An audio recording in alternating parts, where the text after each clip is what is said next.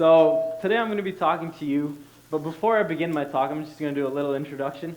Don't be taken aback by the beginning, but I'm going to dare all of you today.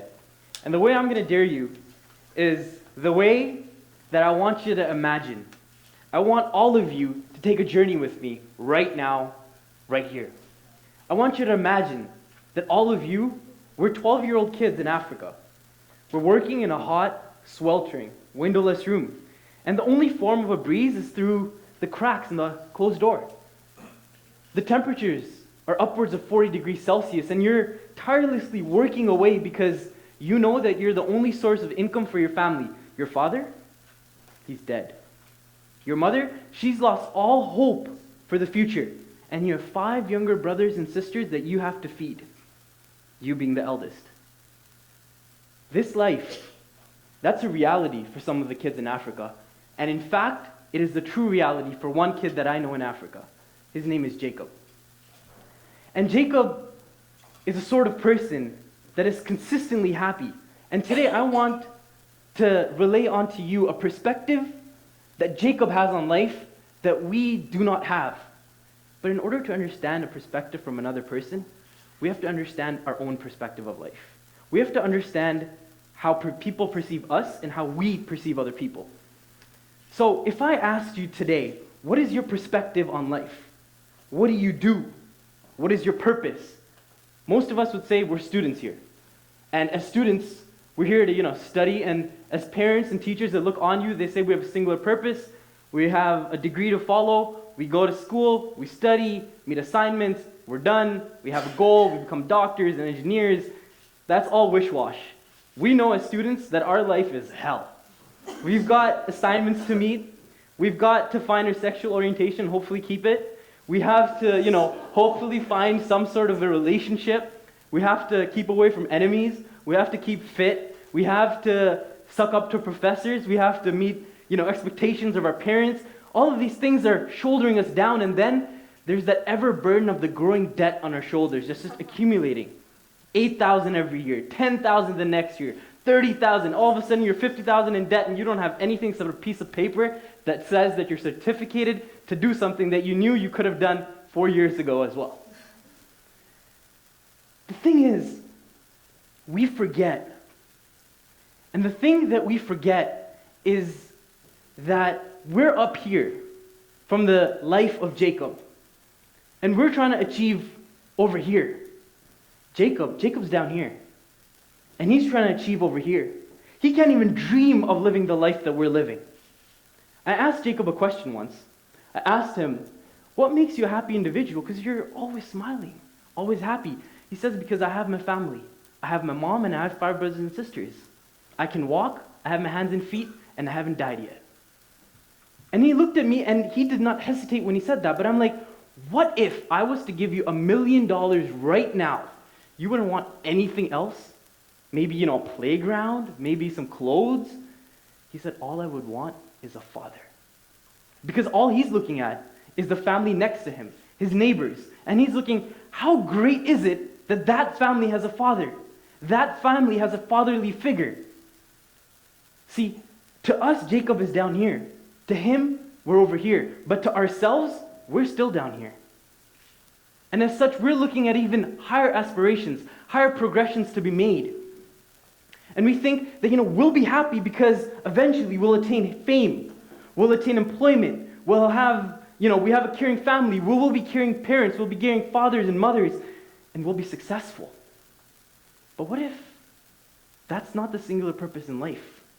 What if that's just a delusion that you've been made to believe? What if I told you today that your purpose as a human being is to progress? See, eventually, you come to a point in life and in time where you realize when you've reached your degree, you've reached some point and pinnacle in life. And that's the age of around 40. We're all hoping that by the age of 30, 40, 49, definitely we should have, a wife, a couple kids, a nice job, a nice car, all these things that we want right now. So why is it that consistently over the past 10, 15 years, the highest rate of suicide is between individuals aged, mainly men, 30 to 49? The media portrays these people as people being, they're fun-loving, they're going to the beach, they have sick abs, all of these things, and that's what, eventually I'll just be there, I'll get there. So why is it that 30 to 49 have the highest rate of suicide of any other individual in the past 15 years? It's because, in my opinion, humanity is defined through progress. Today, we think our lives have a purpose because you're progressing towards something. In 4 years, in 2 years, in 1 year, I will be able to achieve something. I'll be able to have this undergraduate degree. I'll be able to become an MD. I'll be able to become a communications major and start all these law firms. You're progressing towards that, slowly but surely. And at the age of 30 to 49, you realize something. You're like, I was supposed to progress, but where has all this progression gone to? All of a sudden, I'm here. I've made it. But I don't see the fruition of my progress. And that's when you realize something. And I want everyone to take home this note. You realize that humans are goal-oriented people. We are goal-oriented individuals. And what do I mean by that? I mean that each of you right now has a singular goal, whether you want to believe it or not, and that's to complete your degree. For elderly folk over here, you may have to save up for pension. You may have to provide for your kids. But that goal stays with you for your life. And after you finish one goal, you try to progress towards another goal. And the society that we live in, if we don't have a goal, if we don't have a purpose, society deems you purposeful. It gives you a purpose for you. It gives you a goal for you. And what does that mean exactly? How many of you actually know why you're pursuing the degree that you're pursuing?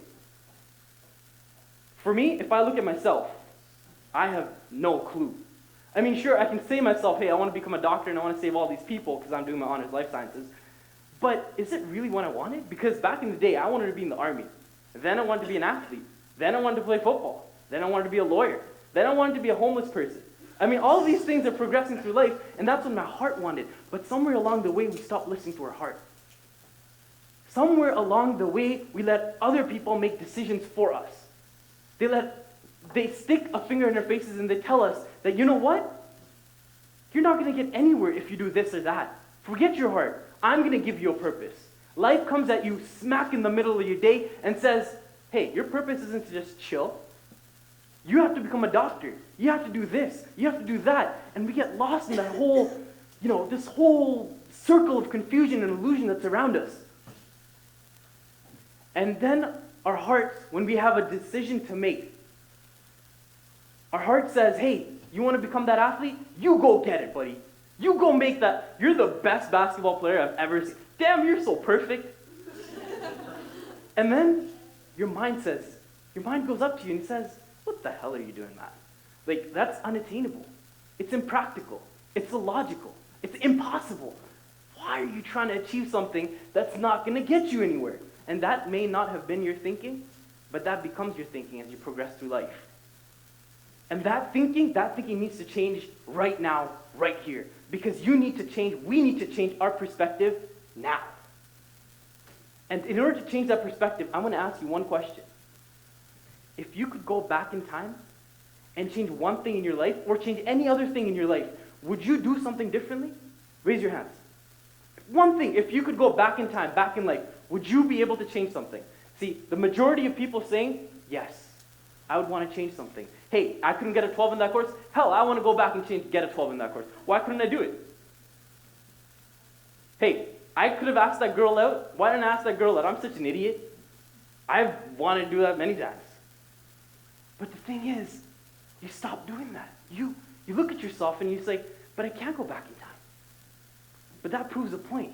The fact that all of us, or most of us, want to go back in time, we think that our potential at that time we thought was just the tip of the iceberg. All of a sudden we think, but wait a second, if I went back in time, I could have achieved all of this as well. Wait a second, I could have become part of this executive as well as obtain a 4.0 GPA. Wait a second, I could have become fit, get a girlfriend, and remain a 10 average student.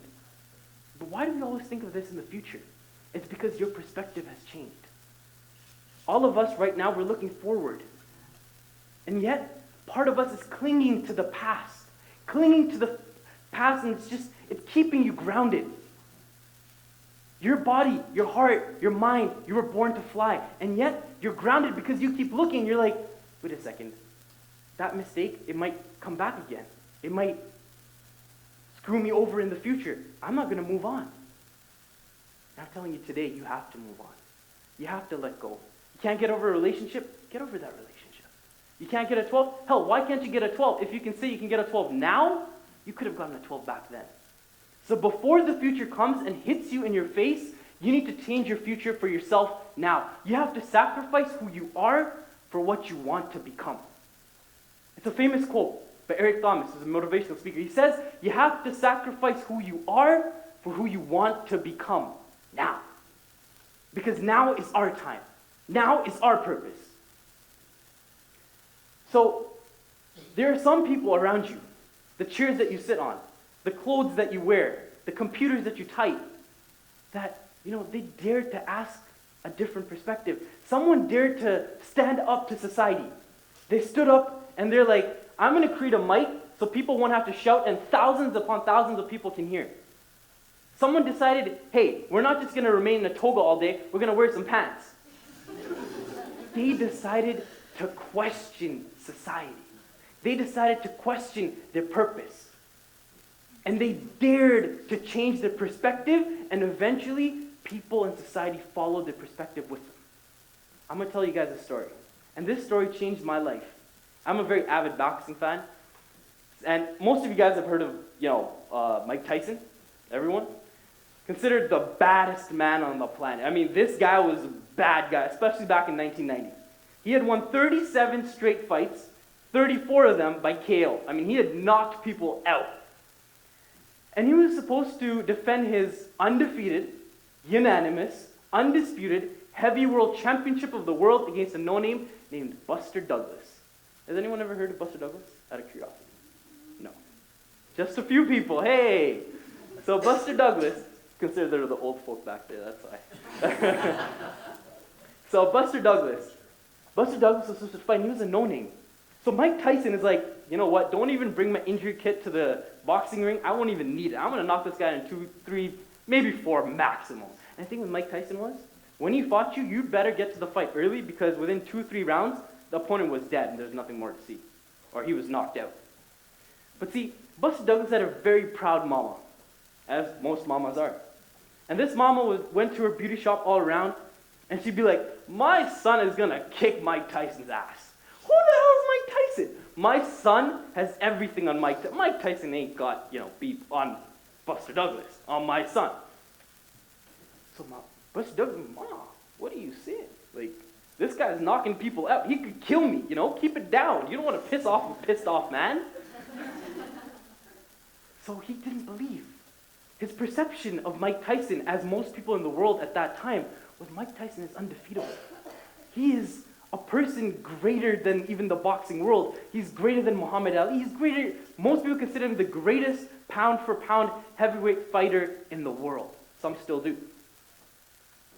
See, Buster Douglas went to the fight, but a few days before the fight, his mom died. And he looked at himself in the mirror, and he said, you know what?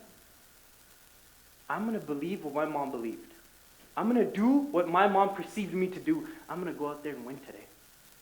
So the fight begins. Round 1, round 2, round 3, round 4, and people are starting to get restless here because, hey, Mike Tyson hasn't knocked this guy out yet, and he's a no-name. Round 6, round 7, round 8, boom!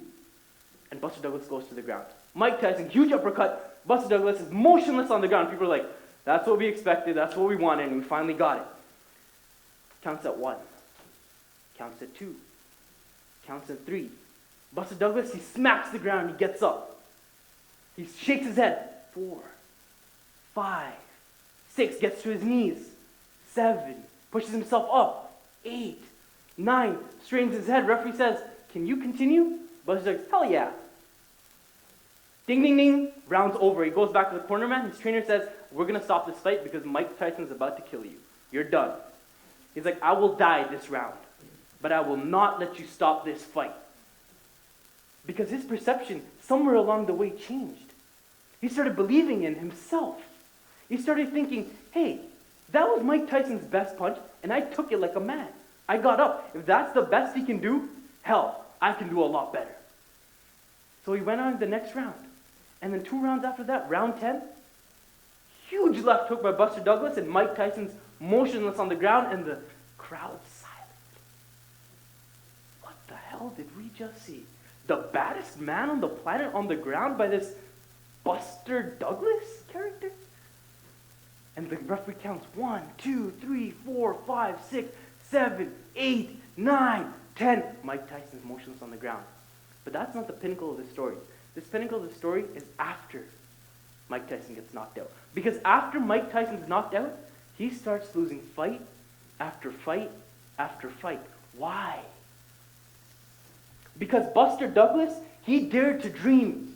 He dared to change his perception of the world that Mike Tyson was the greatest boxer in the world. He dared to go out there and question society and say, no, I am greater. Well, his mom did, and eventually he did. I am greater than Mike Tyson. And when he did that, when he said that, something invoked himself. Something woke up in himself. And we need to do the exact same thing. Why can't you be who you're meant to be, who your heart believes you to be? Why can't you achieve what you want to achieve, what your heart wants you to achieve? What is it that's holding us back, that's preventing us from moving forward? Now, let's get back to Jacob. So ask Jacob this exact same question, because there's a quote in the little town, the village that he's from, and the quote goes something like this. It's like a little poem. I won't read the poem because I don't know the language, but the poem is something like this. It says, if a child walks 70 million steps, the next one will be his death. A child will only walk 70 million steps, and that child will be lost. And lost not to death, but lost to war or famine or child disease or hunger or all of these aspects. So I said, you're always smiling. You're always happy. And you know this poem, it's always around you. It's everywhere. So why are you always smiling? And he said something to me that will stay with me till my dying day. He said, because I will be the individual who will take the 70 millionth and first step. And today I'm standing here before you. And I want all of you to take the 70 millionth and first step with me. And when you take that first step, I want all of you to change who you are right now, today.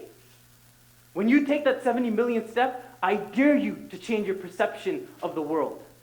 When you take that 70 millionth and first step, I dare you to change how society sees you and how you see society. Dare to ask, dare to dream, and then dare to make a change. Thank you.